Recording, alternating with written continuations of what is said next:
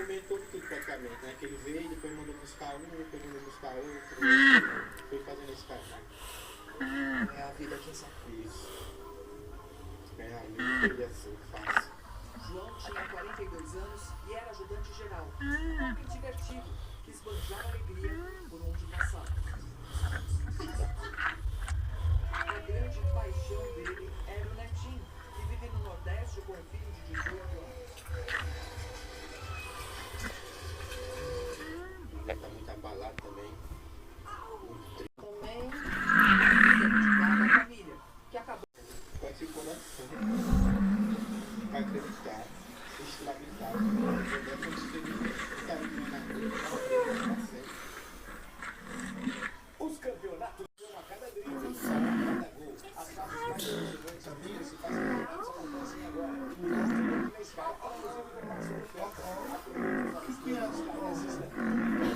e com muita economia, podemos diminuir alguns dias. Isso mesmo.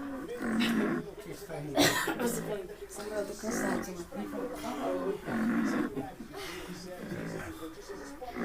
Eu tô cansado.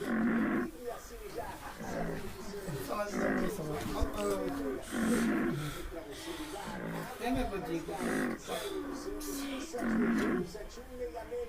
Confia, mãe, neném? É a neném do pai? É? Mas eu não vou dormir agora também não, porque senão eu não deixo a mão dormir depois. Eu não vou dormir não. Não pode dormir agora não. Só mais tarde, né? Né, garotão? Samuel, você ama o papai?